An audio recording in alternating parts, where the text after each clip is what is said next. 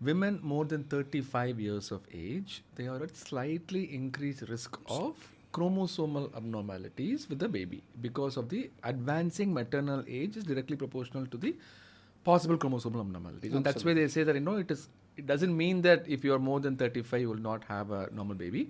The risk is slightly higher. So now, always the question is, should I have to wait for the right partner? Or get married just because my age is running out. In that situation, this freezing of the oocytes, the ovum, is a possible option. That's what Absolutely. you're talking about. Absolutely. Yeah. And how effective is this if they freeze the ovum? They can use it anytime later?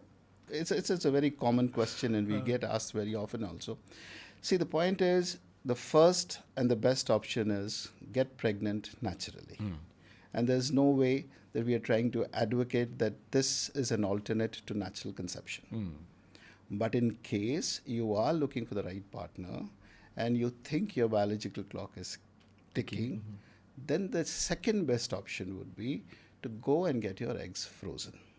Now, once you've frozen your eggs, we've kind of given you reproductive insurance in the sense that you can now start your pregnancy planning on a more colder, planned way. You have eggs frozen, and law allows us to freeze them for almost 10 years now. So you have that window in which you can plan your life. The happy point is that even if people have frozen their eggs, only about 20% of these women have come back to use those eggs. So, in most circumstances, freezing doesn't mean they'll have to come back and use them.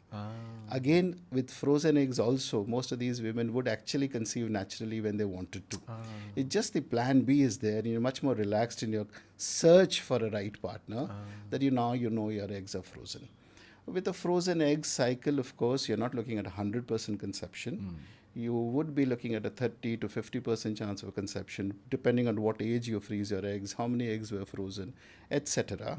But this is it's an idea, a concept that should be understood by women while they are planning their parenthood. So this is something that's a food for thought. So it's an option. It's an option. It's an Absolutely. option. So a person listening to this podcast, let's say they're 25 years old or 28, they have not found the right partner and they want to settle down in career, find the right partner. So you would say like before 30, you could consider this as an option So because I'll just interrupt, and I'll bring a new concept Yes. here. That is the checking of your ovarian reserve. So it's a simple blood test, non-invasive. You do it any time of the month. There's no issue about being on empty stomach or something, and that's called a AMH or anti-Mullerian hormone. So if you check your blood levels, it gives you a good indicator about your ovarian reserve. Now, if you are lucky to have a good ovarian reserve, and you are 28, you could hold on to your egg freezing plans for a couple of years more and go out and freeze eggs 2 years later as well. But in case your AMH levels are slightly lower and you are also not very sure when you're going to get married and you plan a pregnancy, then it's a good idea to consult a fertility doctor, freeze your eggs, and be ready for the next step as it comes. So you have this kind of flexibility, personalization that's available. A blood test to check your ovarian status is a very simple thing to do. Nice, nice. That's an option. That's an option as well, yeah. Wonderful. So you work at Nova IVF, which is the world's second largest IVF center. You guys have 120 centers. That's mind blowing. But in these 120 centers, is this technique is getting more common in the last couple of years, or there is hesitancy? Oh, wow. Yes, of course, I represent Nova IVF, and I'm incredibly proud of the work that we do. We've grown from something like 6, 7 centers in 2012 to 120 now. And in all of our centers, egg freezing or social egg freezing is actively promoted because we feel that this is one way of ensuring independence for the woman. Having said that, I'll also need to mention here that egg freezing is one aspect where the incidence of freezing of eggs has grown by leaps and bounds. So I would say that COVID had something to do with it. Post COVID, incidence of egg freezing in all our clinics has jumped by 4 times. And we see this increasing year on year. As more and more women come and freeze eggs, they kind of talk in their peer group. And then more of their friends get interested. And I see this is a trend that's going to go up. Even if you refer to the Western world, this amount of egg freezing, this is something that's growing up on an annual basis more than 20-25%.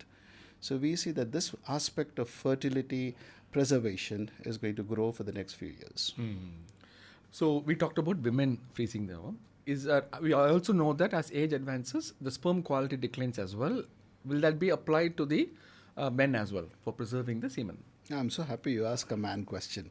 See, the point is, yes, as you said, men also have a gradual decline in sperm quality, but somehow sperm freezing has not caught on to that extent. But yes, there is another segment that I need to talk to you about, and that is the segment of oncofertility. So, in oncofertility, basically, we're going out and freezing, not by choice, but mostly by compulsion, both the eggs for the female partner and also the sperms for the man, in case they're suffering or been diagnosed with cancer and they're awaiting either a surgery or a chemo or a radiotherapy, post which there's a very high chance that the gametes may be damaged or they may not be available for future pregnancies. So this is one aspect I really need to bring out through your fora, is that if there is a possibility that a person has been diagnosed with cancer and would plan a pregnancy post the treatment, then they should go and freeze their eggs and sperms.